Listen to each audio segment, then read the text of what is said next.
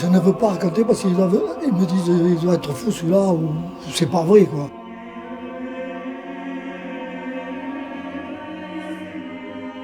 L'histoire de Gurs, j'ai envie de dire, c'est l'histoire d'une chape de béton qui a été coulée sur une histoire dont on ne veut pas entendre parler.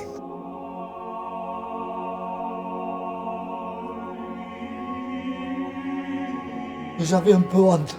Comme on était enfermés comme ça, ici, là-dedans, je croyais que mes parents ou quelqu'un avait fait quelque chose de mal. Le camp de Gurs démarre comme un enfermement administratif et se termine comme une porte d'entrée vers la mort, vers la Shoah. C'est l'histoire du camp de Gurs. On n'oublie pas, hein, même si vous êtes petit. C'est l'histoire d'un endroit que la France s'est efforcée d'oublier. Comme un sanglot qui ne sort pas de la gorge, disait Aragon. Gurs, un camp érigé en 42 jours pour accueillir le flot de républicains espagnols exilés en 1939. Plus de 2 km de long, 400 mètres de large, 13 îlots de baraquements, 60 559 internés en 5 ans, 1073 tombes, le camp le plus meurtrier de France. C'est l'entrée historique du camp de Gurs. Ici sont arrivés les 61 000 internés, de 1939 à 1944. D'ici sont partis les 3 907 déportés, directement à Auschwitz. 1939, la retirada, en français le retrait, l'exil des républicains espagnols. 500 000 hommes, femmes et enfants fuyant le franquisme passent la frontière en 3 semaines. La Troisième République construit alors des camps qui devaient être provisoires. En 1939, l'État français prend un certain nombre de mesures d'exception, des lois, des décrets d'exception, parce que l'État est confronté à l'arrivée d'une masse de républicains espagnols. Donc ce camp est ouvert dans cette optique-là. Il s'agit d'essayer de régler un problème, l'accueil d'un demi-million de personnes, et dont on pense que ce problème sera réglé pendant l'été 1939. Sur un total d'environ 60 000 internés, on compte à peu près 28 000 Espagnols et à peu près 27 000 Juifs de diverses origines. Donc, des Espagnols, il y en a toujours eu, à chacune des périodes de l'histoire du camp. Il n'empêche que l'essentiel, si vous voulez, les 4/5 au moins, ce sont ceux du printemps et de l'été 1939. José et Émile reviennent régulièrement au camp de Gurs. Déportés et enfants de déportés, ils sont la mémoire du lieu. Fils de républicains espagnols, José de Sola avait 6 ans lorsqu'il est arrivé ici début juillet 40. Des souvenirs fugaces de la vie dans les baraquements, mais d'autres beaucoup plus tenaces. Il y a un couple de juifs qui sont arrivés, hommes et femmes, et je ne comprends pas comment ça se fait que l'homme était là, puisqu'on était séparés. La bonne, ils étaient très bien habillés. On sentait que c'était une famille de bourgeois, sûrement. Et elle devait avoir sûrement une bonne et tout chez elle. Elle s'est mise dans le coin, là. C'est pour ça que ça m'est resté, parce que la porte était à côté, et il faisait froid et tout. Elle s'est mise là dans le coin, puisque c'est la place. Ça, c'est les places qu'on avait, là, entre les deux, là. Et elle s'est mise dans le coin. Le monsieur, son mari, a essayé de lui donner à boire et tout. Elle n'avait rien à faire. Mais ça, c'est quelque chose qui m'avait marqué beaucoup. Ma mère a essayé aussi de parler de lui.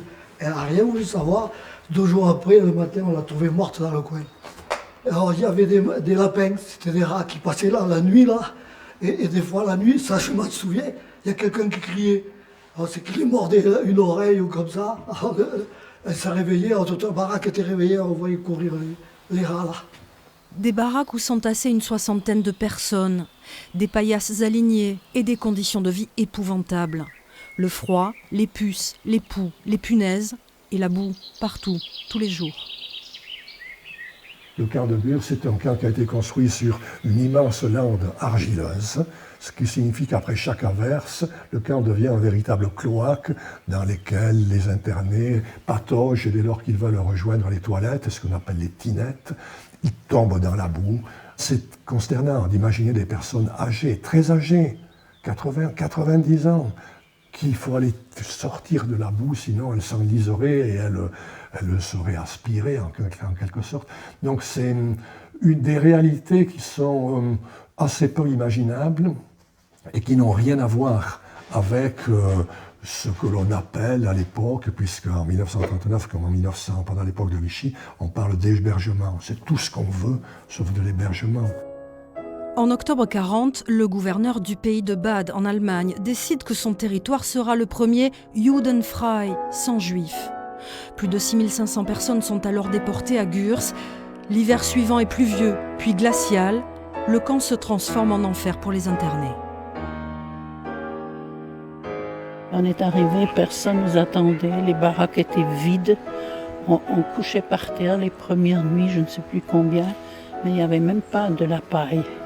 Et quelques jours ou une semaine après, je ne sais plus exactement, on nous a donné des sacs où on pouvait mettre la paille. Puis ça, c'était déjà un peu de luxe pour nous. On avait faim, on avait tout le temps faim. Il y avait des puces, des poux, des punaises, enfin tout. C'était vraiment l'enfer. Le cimetière témoigne de la mortalité dans le camp de Gurs. 1073 tombes, beaucoup de juifs allemands, mais aussi des républicains espagnols et des membres des brigades internationales. Un cimetière entretenu aujourd'hui par le Land de Bade-Württemberg. Camp entièrement géré par l'administration française, Gurs est surtout l'exemple de la collaboration totale entre le régime de Vichy et l'Allemagne nazie, une étape avant les chambres à gaz d'Auschwitz.